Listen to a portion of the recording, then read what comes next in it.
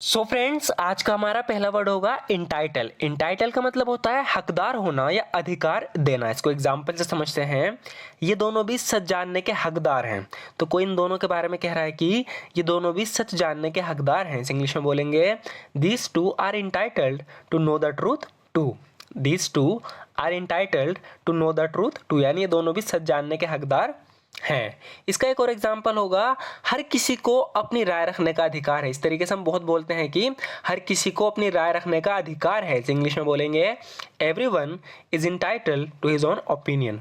Everyone is entitled to his own opinion, यानी हर किसी को अपनी राय रखने का अधिकार है। Everyone is entitled to his own opinion. Next होगा फ्रेंड्स कंटेम्पचुअसली। कंटेम्पचुअसली मतलब होता है नफरत से। इसको एग्जाम्पल समझेंगे। उन्होंने मुझे नफरत से देखा, यानी उन्होंने मेरी तरफ नफरत से देखा, उन्होंने मुझे नफरत से देखा। They looked at me कंटेम्पचुअसली। They looked at me कंटेम्पचुअसली, यानी उन्होंने मुझे नफरत से देखा। नेक्स्ट होगा फ्रेंड्स फेलिसिटेट। फेलिसिटेट का मतलब होता है बधाई देना, सम्मानित करना, अभिनंदन करना। इसका न्यूज़ में बहुत ज़्यादा इस्तेमाल होता है, इसलिए इसे ध्यान से देखना। यहाँ पे कहा जा रहा है कि मैं आपको आपकी शादी की सालगिरह पर बधाई देता हूँ। तो इस यहाँ पर हम फेलिसिटेट का यूज़ करेंगे। इनकी शादी की सालगिरह है, तो कोई इनसे आके कह रहा है कि I felicitate you on your wedding anniversary. I felicitate you on your wedding anniversary, यानी मैं आपको आपकी शादी की सालगिरह पर बधाई देता हूँ। I felicitate you on your wedding anniversary. इसका एक और एग्जाम्पल होगा, ये न्यूज़ से लिया गया है। खेल मंत्री अनुराग ठाकुर ने बॉक्सिंग वर्ल्ड चैंपियनशिप और तीरंदाजी वर्ल्ड कप टीमों को सम्मानित किया। इस इंग्लिश में बोलेंगे sports minister Anurag Thakur felicitated boxing world championship and archery world cup teams. तो यहाँ पर कहा जा रहा है कि sports minister Anurag Thakur felicitated, तो यहाँ पे ध्यान से देखना, felicitated boxing world championship and archery world cup teams, यानी खेल मंत्री अनुराग ठाकुर ने बॉक्सिंग वर्ल्ड चैंपियन और तीरंदाजी वर्ल्ड कप टीमों को सम्मानित किया, यानी कि फेलिसिटेट किया। नेक्स्ट होगा फ्रेंड्स इंटरवीन। इंटरवीन का हम तब यूज करते हैं जब बोलना हस्तक्षेप करना या बीच में आ जाना। तो ध्यान रखना, इंटरवीन मतलब हस्तक्षेप करना या बीच में आ जाना। तो ये एग्जांपल हमने न्यूज से लिया है।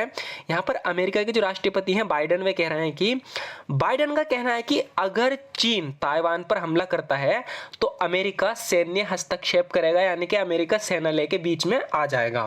तो इस इंग्लिश में बोलेंगे Biden says US would intervene militarily if China invaded Taiwan. Biden says US would intervene militarily if China invaded Taiwan, यानी बाइडन का कहना है कि अगर चीन ने ताइवान पर हमला करता है या किया तो अमेरिका सैन्य हस्तक्षेप करेगा। Biden says US would intervene militarily if China invaded Taiwan. Next होगा, इसका एक और एग्जाम्पल है। पुलिस आमतौर पर पति पत्नी के बीच विवादों में हस्तक्षेप करना पसंद नहीं करती। इस इंग्लिश में बोलेंगे the police don't usually like to intervene in disputes. Disputes मतलब विवाद। The police don't usually like to intervene in disputes between husbands and wives. तो यहाँ पर कहा जा रहा है कि the police don't usually like to intervene in disputes between husbands and wives, यानी पुलिस आमतौर पर पति पत्नी के बीच विवादों में हस्तक्षेप करना पसंद नहीं करती। The police don't usually like to intervene in disputes between husbands and wives. तो दोनों एग्जाम्पल से हम अच्छे समझ सकते हैं। इंटरवीन मतलब हस्तक्षेप करना है, बीच में आ जाना। नेक्स्ट होगा फ्रेंड्स कंटेजियस। कंटेजियस मतलब संक्रामक। संक्रामक मतलब फैलने वाली, जैसे कोई बीमारी है जो एक दूसरे पर फैलती है। तो यहाँ पर कहा जा रहा है कि मंकी पॉक्स कोविड-19 की तरह संक्रामक नहीं है, यानी कि जो नई बीमारी चली है मंकी पॉक्स, वो एक दूसरे पर कोविड-19 की तरह फैलती नहीं है, संक्रामक नहीं है। इसे इंग्लिश में बोलेंगे monkeypox is not as contagious as कोविड-19। Monkeypox is not as contagious as कोविड-19, यानी मंकी पॉक्स कोविड-19 की तरह संक्रामक नहीं है। इसका एक और एग्जाम्पल है, ये अत्यधिक फैलने वाला इन्फेक्शन है। इंग्लिश में बोलेंगे it's a highly contagious infection. It's a highly contagious infection, यानी अत्यधिक फैलने वाला इन्फेक्शन है। नेक्स्ट होगा फ्रेंड्स इन्वेड। इन्वेड मतलब आक्रमण करना है, चढ़ाई कर देना किसी पे, उसे बोलते हैं इन्वेड। यहाँ पर एक एग्जाम्पल दिया गया है। 1808 में नेपोलियन की सेना ने पुर्तगाल पर आक्रमण किया और कब्जा कर लिया। इस इंग्लिश में बोलेंगे इन 1808 the army of Napoleon invaded and occupied Portugal. कहा जा रहा है कि इन 1808 the army of Napoleon invaded and occupied Portugal, यानी 1808 में नेपोलियन की सेना ने पुर्तगाल पर आक्रमण किया और उसे कब्जा लिया। कब्जाने के लिए यूज हुआ ऑक्यूपाइड का। नेक्स्ट होगा फ्रेंड्स, रूस ने यूक्रेन पर आक्रमण क्यों किया? इस इंग्लिश में बोलेंगे why did Russia invade Ukraine. Why did Russia invade Ukraine, यानी रूस ने यूक्रेन पर आक्रमण क्यों किया। तो इन दोनों एग्जाम्पल से हम समझते हैं इन्वेड मतलब आक्रमण करना है, चढ़ाई करना।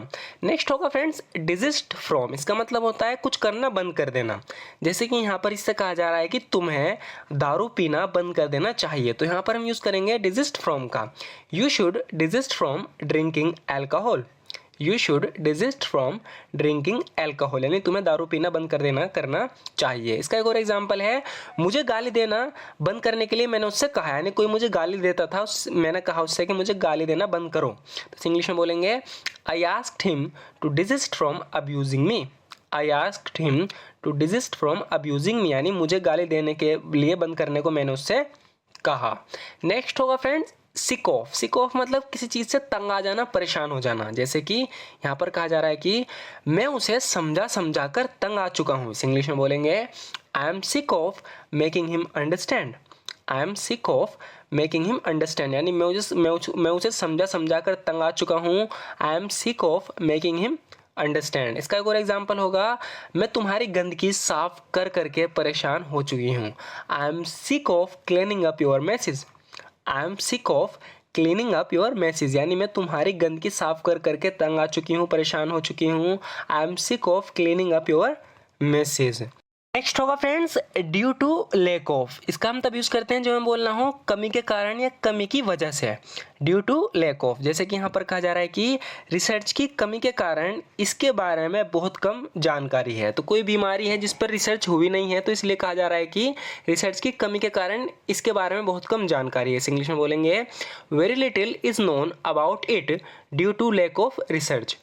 Very little is known about it due to lack of research, यानी रिसर्च की कमी के कारण इस बारे में बहुत कम जानकारी है। इसका एक और एग्जाम्पल होगा he was released from prison due to lack of evidence, यानी सबूत की कमी के कारण उसे जेल से रिहा कर दिया गया था। He was released from prison due to lack of evidence, सबूत की कमी के कारण उसे जेल से रिहा कर दिया गया।